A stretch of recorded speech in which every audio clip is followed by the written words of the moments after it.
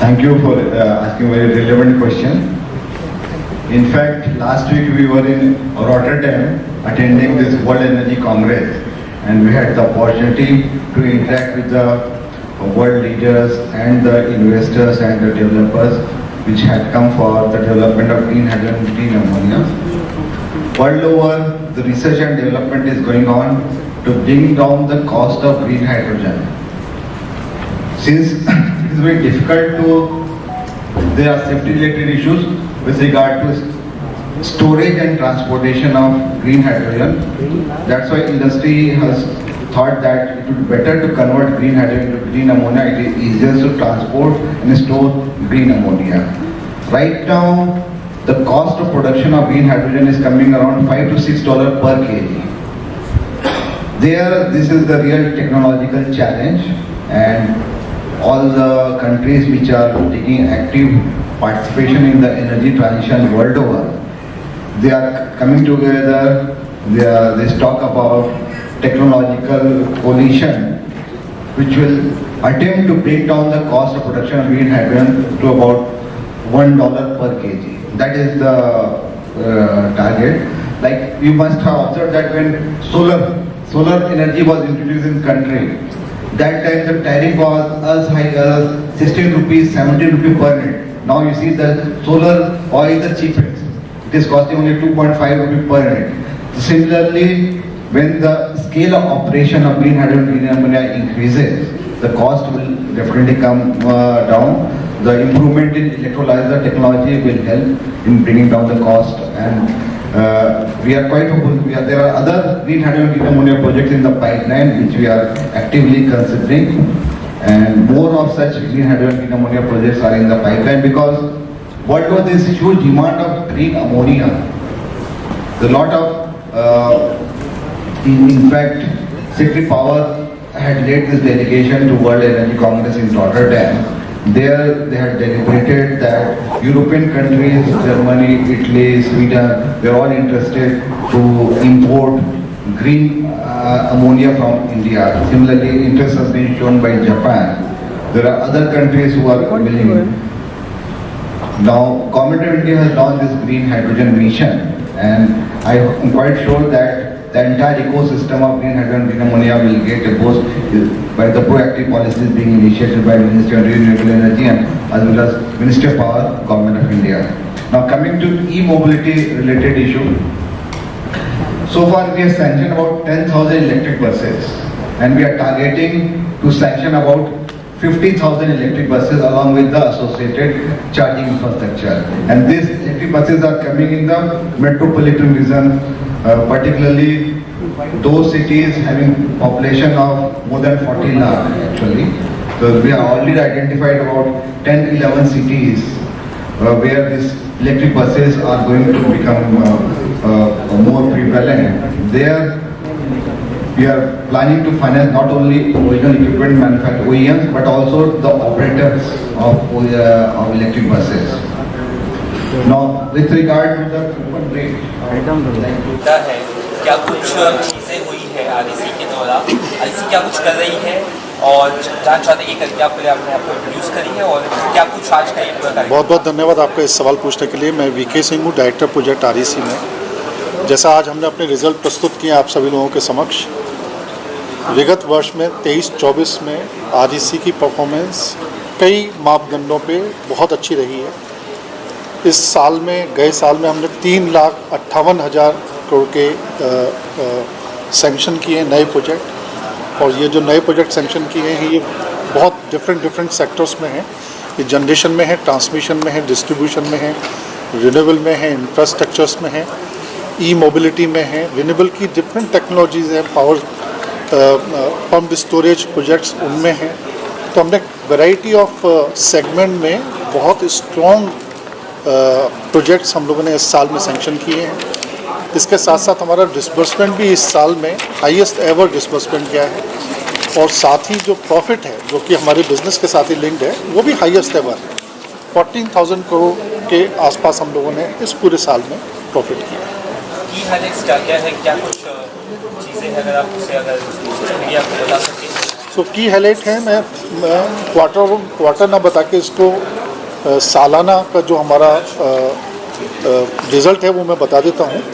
तो हमने total sanction 3,58,000 किए और हमने टोटल डिसबर्समेंट 2,68,000 किए। दोनों ही अब तक के सर्वश्रेष्ठ हमारे नंबर हैं। रिन्यूएबल सेक्टर में हमने 1,36,000 करोड़ से ज़्यादा के प्रोजेक्ट हमने सैंक्शन किए, जबकि हमने इससे पिछले साल में मात्र 21,000 करोड़ के किए थे। तो जो हम कह रहे हैं कि हम रिन्यूएबल एनर्जी को आगे बढ़ाएंगे और अपना पोर्टफोलियो में रिन्यूएबल एनर्जी को और फर्दर सैंक्शन और फर्दर डिस्बर्स करेंगे, तो वो हम कर भी रहे हैं। इसके अलावा हमने सोलर में करीब 20,956 करोड़ के हमने प्रोजेक्ट सैंक्शन किए। मॉड्यूल मैन्युफैक्चरिंग के 51,000 करोड़ के। लार्ज हाइड्रो वो हमने करीब 32,000 से ज़्यादा करोड़ के प्रोजेक्ट हमने सैंक्शन किए हैं। पम्प्ड स्टोरेज जो कि एक नई टेक्नोलॉजी और अभी पिछले 1-2 वर्षों से देखने को मिल रहा है, उसमें हमने करीब 28,000 करोड़ के नए प्रोजेक्ट सैंक्शन किए हैं। ग्रीन हाइड्रोजन जो एक नई टेक्नोलॉजी है, उसको भी हम लोगों ने अभी पिछले 1 साल से सैंक्शन करना शुरू किया है। वो टेक्नोलॉजी पूरे देश के लिए नई टेक्नोलॉजी है।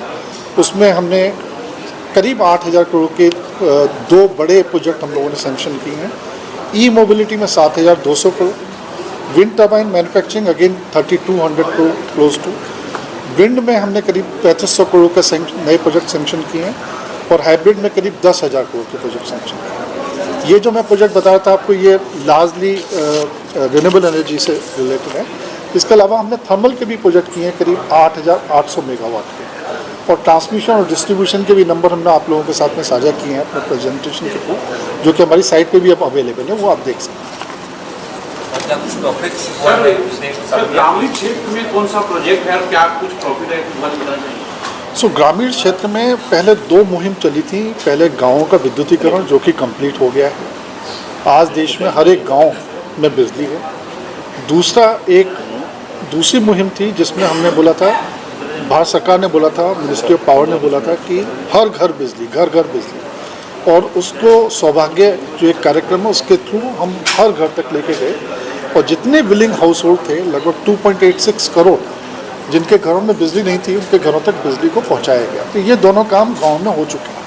बट गांव में हम जानते हैं कि फिर और भी नए लोग होते हैं, नए घर बनते हैं, तो उनके लिए भी हम अभी RDSS में भी उनके घर के और गांव के जो रह गए हैं, कोई छोटे छोटे मजरे टोले इस टाइप के जो रहे हैं, वहाँ पे भी विद्युत और विद्युत से रिलेटेड इंफ्रास्ट्रक्चर पहुँचाने का काम RDSS स्कीम में भी अभी कर रहे हैं। बड़ी जो प्रॉब्लम होती है गांव वाले क्षेत्र में, वो होती है पानी की, सिंचाई की। तो उस तरह कोई प्रोजेक्ट अगर बताना चाहें कोई, तो वो काफ़ी सारे प्रदेशों में जो एग्रीकल्चर के लिए जो पंप यूज़ होता है, उसकी जो बिजली है, काफ़ी स्टेट ने उसमें सब्सिडी दी हुई है, फ्री है। तो वहाँ पे बिजली की जो खपत है उसका कोई चार्ज नहीं लगता। ऐसे काफ़ी प्रदेश हैं। कुछ प्रदेश हैं जो बहुत कम चार्ज भी लगाते हैं, सब्सिडाइज रेट पर लगाते हैं, और किसान अधिकतर उन्हीं एग्रीकल्चर पंप को यूज़ करते हैं अपने खेतों की सिंचाई वगैरह के लिए। तो मैं कह सकता हूँ कि वो सिंचाई का पानी जो पंप वो कर रहे हैं, लगभग सारे ही प्रदेशों में वो या तो फ्री आ रहा है या तो बहुत सब्सिडाइज रेट पर। सर, ट्रांसफार्मर में आपने जैसे पावर प्रोग्रेसिव और प्रॉस्पेरिटी का दिया है, इसके अलावा और दोबारा पूछिए। ट्रांसफार्मर में आपने जो पावर प्रोग्रेसिव और प्रॉस्पेरिटी का मोटो दिया है, स्लोगन दिया है, इसके अलावा और किन क्षेत्रों में काम करें? हम ये स्लोगन हमारा नहीं है, जो आप हमारे बोल रहे हैं, ये शायद हमारा स्लोगन नहीं है। इसके अलावा सिटी के बारे में हम चाहते हैं कुछ अगर आप विस्तार से बता सकें, किस तरह से आप की तरफ से क्या कुछ चेंजेस आए, स्पेशली गांव वगैरह में जहाँ पर इलेक्ट्रिसिटी अभी भी कई गाँव ऐसे ध्यान इस बारे में। देखिए, देश में अब बिजली की जो व्यवस्था है काफ़ी मजबूत है। हम देख रहे हैं कि अभी आप जहाँ भी रहते होंगे वहाँ पे आपने खुद देखा होगा कि बिजली की अवेलेबिलिटी काफ़ी है। हम जो हमारी जानकारी है वो लगभग 23.5 पौने 24 घंटे बिजली अर्बन एरिया में आ रही है और लगभग 21 घंटे के आसपास गांव के एरिया में आ रही है। ये औसतन नंबर हैं। कुछ गांव में शायद कम भी आ रही होगी, कुछ गांव में 21 घंटे से ज़्यादा भी आ रही होगी। औसत जो है करीब लगभग 21 साढ़े 21 घंटे का बिजली आ रही है। तो बिजली की क्षेत्र में सारे ही यूटिलिटी ने, सारे ही प्रदेश के जो यूटिलिटी है, सब ने अच्छा काम किया है और उसका रिजल्ट हम आप देखते हैं कि आज बिजली की व्यवस्था बहुत सुदृढ़ हो गई है। बहुत अच्छी हो गई है, हर जगह बिजली मिल रही है। इंफ्रा काफ़ी तेज़ी से बढ़ रहा है, हम देख रहे हैं पूरे इंडिया में इंफ्रास्ट्रक्चर काफ़ी तेज़ी से ग्रो हो रहा है, तो उस बारे में क्या अगर तो आप उसमें शेयर कर सकते हैं। अब देश की जब ग्रोथ होती है तो फिर बिजली सबसे बड़ा ड्राइवर है देश की ग्रोथ को करने के लिए। और उसमें जैसे जैसे ग्रोथ आगे बढ़ेगी बिजली की डिमांड भी आगे बढ़ेगी, और वो हमने देखना शुरू भी किया है। बिजली की डिमांड को बढ़ने की वजह से काफ़ी नए बड़े संयंत्र, जिनको हम बिजली घर बोलते हैं या पावर हाउस बोलते हैं, उनका निर्माण अभी तय किया गया है और काफ़ी निर्माणाधीन है, चल रहे हैं जिनके प्रोजेक्ट डेवलपमेंट में।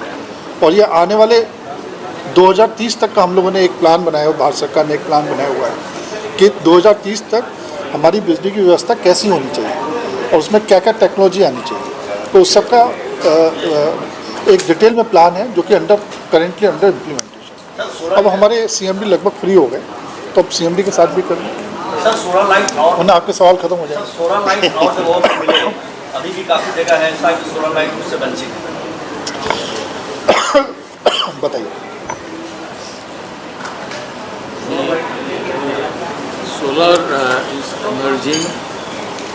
Government of India has set a target under the nationally determined हाँ बस contribution CMD का वो 2 मिनट का 500 gigawatts CMD कहाँ से for लेके आया? renewable energy alone we need to achieve by 2030. So our lending operations we are aligning according to the strategy of the Government of India. Last year under the renewable energy alone 1,36,000 we have sanctioned. So we are on a yearly basis there will be an exponential growth, and this year our sanctioned target under renewable energy alone is 1,50,000 crores, which solar occupies a major challenge. Environmental एक बहुत बड़ा important climate change से environment एक बहुत बड़ा important factor है। Next को देखते हुए कि नेक्स्ट को तो टाइम दिया 4:30। देखते हुए कि ग्रीन चीज़ ज़्यादा वो ना हो, और उसको देखकर आपको कैसे ग्रोथ या किस तरह से टारगेट कर रहे हैं कि एनवायरमेंट को ज़्यादा इम्पैक्ट ना पड़े, अगर उस बारे में अगर कुछ कहना चाहें आप। सब भारत सरकार के जो टारगेट हैं 500 गीगावाट 2030 तक लगाना ही लगाना है उनको, 2070 तक नेट जीरो होना ही होना है। तो हम लोगों ने भी ग्रीन जो फंडिंग है उसके लिए हम लोग एग्रेसिवली आगे बढ़ रहे हैं, और पिछले साल की ग्रोथ देखें करीबन 500% हमने ज़्यादा सैंक्शन की है इस बार। तो ये मोमेंटम जारी रहेगा आगे, और जिस तरह से रिन्यूएबल्स के नए प्रोजेक्ट्स आएंगे हमारे पास, चाहे वो किसी भी सोर्स से आए, ग्रीन हाइड्रोजन आए और सोलर आए, विंड आए, हम लोग उसके लिए करेंगे प्रोजेक्ट्स फंडिंग, और REC कमिटेड है इन प्रोजेक्ट्स करने के लिए, और हम लोग अच्छे रेट पे उनको फंड कर रहे हैं, मार्केट कॉम्पिटिटिव रेट्स हैं। तो हम लोग जो देश के लिए है उसमें पूरी तरह से इस क्षेत्र में योगदान करेंगे।